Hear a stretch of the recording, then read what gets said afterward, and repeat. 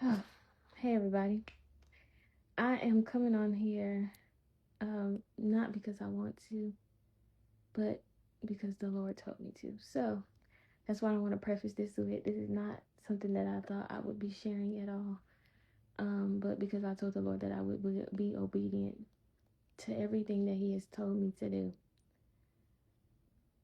I'm on here to give this testimony, and I would say that this is a testimony to God's grace and mercy, um, to His love and His kindness, and a testament to, like, even when we try to go our own way, thinking that we know, even though He's revealing to us that the way that we are going is not it. um he loves us so much that He will still, keep us and hold us. And so I'm here to give my testimony, um and I'm gonna start at the beginning, because yeah, that would be make the most sense. But at the end of April, I was introduced to this guy, and we had started, getting to know each other. And I knew off rip, honestly, that this is probably not the person for me. Um, our faiths didn't align, and just other things that I had wrote down as far as like my spouse and the things that I wanted. Um, I was completely disregarding, and for what, I don't know. But I get introduced to this person, and within like a week, I have a dream. And in this dream, he's telling me that I'm in the way, in a sense, of him and another person. And I remember that I told him about this dream. And his response was like, of course, no, that he wasn't dealing with anyone else.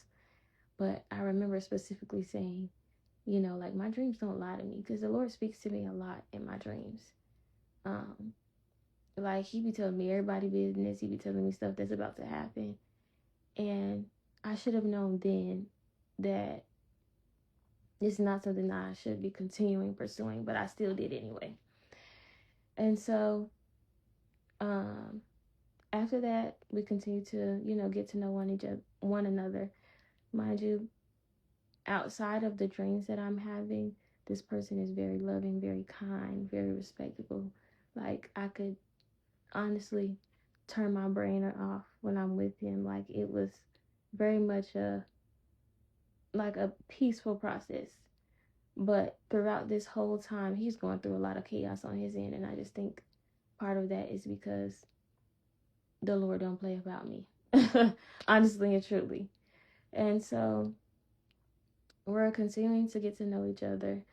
And there is one instance where, while we're getting to know each other, we come very close to crossing a line that I did not want to cross.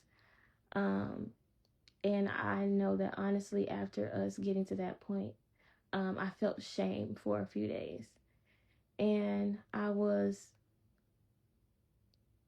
in so much shame that I was hiding from it. And finally, I got to the point where I confessed um, to people close to me, people who I go to when I need prayer. And when I confessed this to one of my sisters, she was like, I could tell something was wrong with you the other day. And she was like, I could see that you had shame on you. She was like, it was one time when we was on FaceTime earlier this weekend. I could see it, and I remember the exact moment where me and her were talking, and I really wanted to tell her. And um, something in me was like, no, like, don't say anything. And I knew that was shame, but it was like I still wanted to keep it hidden. And so I pray about it, we move past it, but also before this happened, if I'm not mistaken, she also had a dream that I was pregnant, and the Lord had told her to begin to pray for me. And this is why it's so important that you have watchmen around you, people that when you are about to fall into sin or about to do anything out of the alignment of the Lord, He will go and tell somebody, and they can pray against you, or pray you through something. And so that's why that is so important. So after that happens, time goes by, everything is fine. Um, and at the end of May, I end up having this dream. And in my dream, I FaceTime him. And hey, Nat, I FaceTime him, and it's almost as if he answered the FaceTime by accident. But when he answered this FaceTime, there's a woman that takes the phone and puts both of their faces in the phone. And I can tell that immediately in the dream I become angry. And he's acting very nonchalant. Um, like very like, oh, it's whatever. And in the next part of my dream, I see that this woman is seducing him. And in the next part of my dream, I'm speaking to his cousin, and it's almost as if she's trying to tell me, like, girl, like, you need to cut ties. Like, you need to end this. But I'm not really listening because there were certain things that he was also telling me about his family member that was like, okay, I'm not going to be listening to her. And then the end of my dream, it's almost as if he's being tormented by this woman and other people. But also in the end of this dream, I'm so angry that I put my hands on him. And so I have that dream on like the 31st of May. And it comes to like the end of the first week of June. And me and him have a very like vulnerable conversation where I'm like, okay, I'm starting to realize that this is kind of getting serious. And I'm like, okay, it's time for us to really have a sit down conversation because, like our faiths don't align. He's Muslim, I'm Christian, like, and that's really the only thing that has been keeping me from really being, or that has made me hesitant with pursuing this. Like, although I was pursuing it, I wasn't pursuing it to its full capacity because that was something that was just such a hang up for me. And because I could tell that, this was getting a little bit more serious than I thought it was, because I wasn't really taking it serious, but I was at the same time. I'm like, okay, we need to have like a clarifying conversation about our faith and, you know, how that's not somewhat of a deal breaker, but is a deal breaker for me. And if we're going to move forward, something's going to have to change. So that happens that weekend. And then that Monday, I ended up staying the night at his house. And we get into it a little bit about something. And after a while, well, even before I get to his house, I could feel the presence of the Lord really, really heavy. And it's almost to the point where it's like so strong that I cannot shake it. I can't disregard it. And so I sat up and I had put my headphones in. I had put on some worship music and I just started praying. And when I'm praying, for myself, I'm praying for him, but I'm also praying regarding the dream that I had because I don't know who this woman is, what this is about. Because at that point in time, I was thinking that this was possibly a spirit spouse or somebody that was like trying to be a hindrance or I didn't think this was an actual person. And so I'm praying. I get to the point where I'm crying as I'm praying. And then finally, after a little bit of some time, I end my prayer, lay down, go to sleep. I'm only asleep for about an hour. And when I go to sleep, I wake up and I'm experiencing like sleep paralysis. And I experienced it 4 times back to back. And I know now, before I completely surrender my life to the Lord, I would experience sleep paralysis and I would have fear around it. But now that I know when I experience sleep paralysis now, it's almost as if it's like an intimidation tactic. Like because I've prayed against something or I've prayed over something, it's almost like now that I've prayed against it or prayed about it, the Lord is like, or not the Lord, but the thing, whatever spirit that it is like it has to reveal itself, and that's its way of revealing itself to me, because it's like, yeah, girl, I'm here, you prayed, you sent for me, so now I'm finna show you that I am here and that you were correct. And so the first 2 times I experienced it, I can feel that it's very strong. and very heavy. But then the third and the fourth time, it's still heavy and it's still strong, but at the same time that I'm experiencing it, I'm having a vision of this woman that I saw in the dream. And it's almost as if she's like in a not a kneeling position, but like a squatting position, and she is touching me. And so after that, I pray, but then I go back to sleep. And in this part of my dream, I or in this dream, there's two men that come to his window to smoke with him. And in the dream, I can tell that I feel kind of off. Like I feel I just know that something is off. And before, when these men first come to his window, they're like arguing. And I'm like, who is that? Like, why are they arguing? But finally, when I get to see what they look like, to me, they look like they were just like dark black figures, like completely pitch black. I can only really see like their eyes. And to me, they look like crackheads. That's the only way I can explain it. And every time I tell somebody this, they be like laughing when I say crackheads, but it, based on the context and what the Lord revealed to me later, it makes so much sense. So I have this dream. After I have this dream, I wake up because I'm like, one, I know who I am in the Lord. I know my authority. And one, you're not going to intimidate me.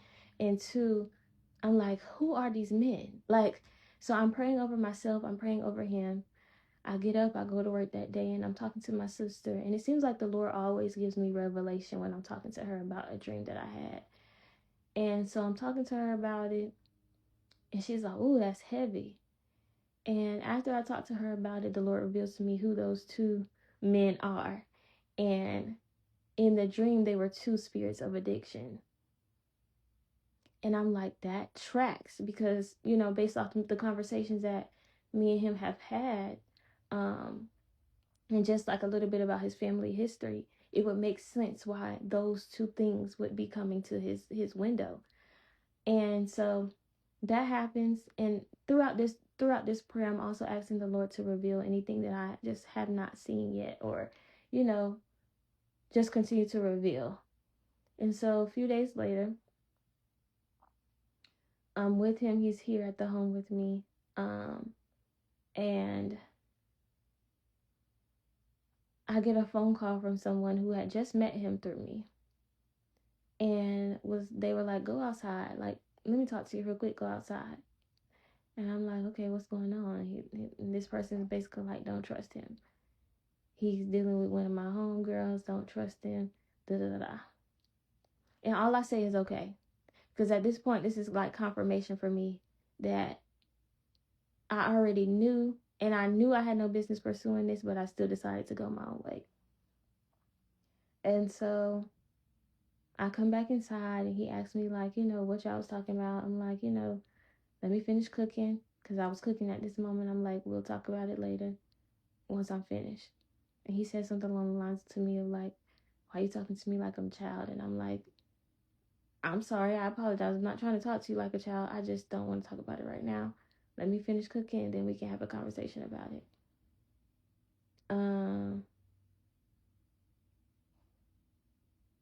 And he's like, well, what is it about? And I'm like, it's about you. Because I'm a very blunt and straightforward person. I'm not finna beat around the bush or tiptoe around something. No, I'm finna tell you exactly what's going on.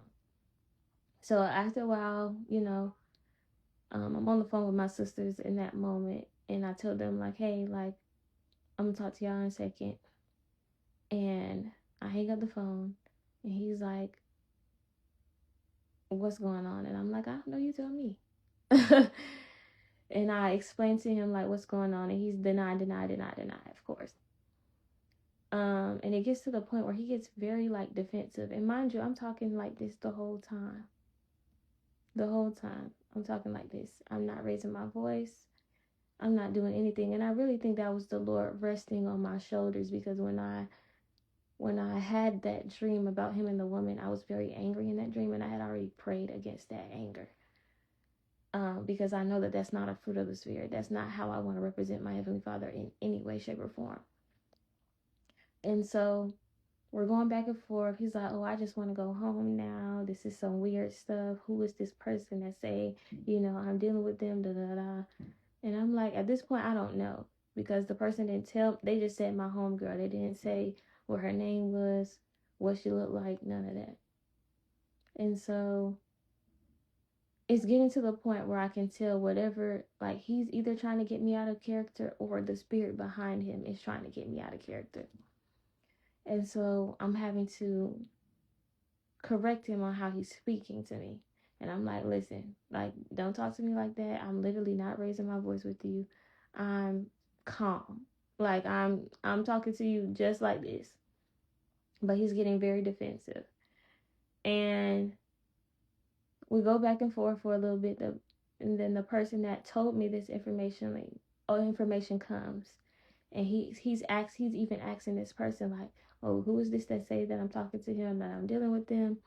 Like, and the person shows him what the girl looks like or whatever, and he's still denying. And so, like, we go back and forth for a little bit. He gets to the point where he wants to leave. He's like, oh, I just need to be by myself, blase blase. He goes out onto the back porch to smoke or whatever. And then he calls me out there and asks me, like, why you not out here? But he don't say that specifically. He cuss when he say it. And I'm like, listen, you don't have to talk to me like that. You said you wanted a little bit of space, because before then he was like, I just need to be by myself. And I'm like, well, you can't just talk to me and, let us have a conversation. And he's like, no, I want to leave. So I was giving you your space on the back porch. So he calls me, I go back there and I talk to him. And he's like, this type of stuff make people look at me different. You gonna look at me different. Your people gonna look at me different. Da da da. This is just, I'm just aggravated. Da da da. And I'm like, well, how do you think I feel right now in this moment? And that ends. He finally gets up. He goes home, but still denying everything. It gets to the point where he don't even admit to anything. He just blocks me, which is crazy to me. And of course, initially I was very disappointed, but because the Lord had already been revealing to me in my dreams what was going on, it was like, girl, you knew. Like, this is a no-brainer. So there's no need for you to be disappointed. You're only disappointed because you decided to go your own way instead of just adhering to what the Lord was showing you. So a few days later, I remember that I'm in the shower and I'm listening to worship music, and I just start bawling as I'm listening to this music, because I'm like, Lord, you really protected me. Like, you really had so much grace and mercy on me that even when I was going my own way, you still was there. Like, you still didn't allow me to go too far. And like I said, to preface this, like, this is a testimony that I'm sharing not because I want to. This is because the Lord woke me up at 5 o'clock this morning, was like, yeah, you need to share this. You need to talk about this. And so I'm not sure who this is for. I don't know if anybody who watches this is trying to go their own way, knowing that the Lord told them it was a no, or that wasn't the route that they were supposed to go, but they still decided to pursue it anyway. I don't know if this is your warning to stop, if this is his way of saying, take heed to my words. Like, I don't know what he is saying. All I know is that he told me to come on here and say this. And I'm just being obedient. So I want to say that this is somewhat of a warning in a sense, because I don't know if the Lord is going to have the same grace and mercy that he had for me to not let me go too far for you. So, I'm grateful, and I'm so grateful for his grace and his mercy. And I'm so grateful for the people that he have placed around me that pray for me, and that when I'm about to go somewhere that I'm not supposed to, he will talk to them and have them pray for me. So I would say right now, if you don't have any watchmen or somebody that's in your community that is praying for you, or that you can go to for prayer, find you some people that's really connected to the Lord, that's really surrendered. Um, and confess your sins to them. That's what the Lord tells us to do. Like, don't hide anything, confess. And yeah, so that's my testimony in a nutshell. I do think this is just a testament of God's grace and mercy, because it really could have went so left. I can see now how this really would have destroyed me in a way, like destroyed my destiny, destroyed my purpose, destroyed me as a person, because I would have been so disappointed that I allowed my flesh to overtake me and allow it to have rule, reign, and dominion over me, and not allowing me to be in my spirit or in the spirit. And I just know that if I would have taken it so far, that I would have been so disappointed in myself, and carried so much shame and so much guilt for what I had done. So I guess that this is also freeing for me, me being able to come on here and tell this and talk about this. So I'm gonna leave this up here. I think I can save this live to like my reels or something. I'm not sure how to do it. But I'm going to leave this up here because I know this is not just meant for one person to see. I know it's meant for multiple people to see. And yeah, this is just an act of obedience. I told the Lord that I would obey him in everything that I do. That if he told me to do anything, that I would obey. And this is one thing, because I'm not the type to come on here and tell my business. I share my business with, the people that are around me, that are my watchmen, and people that I'm close with, but I don't share my business with the world or social media and stuff like that. So this was definitely something that I was just like, Lord, you want me to do what? But I just know that I need to obey. And yeah, so I hope this blesses somebody in any way, shape, or form. And that's it. I'll see you guys later. Bye.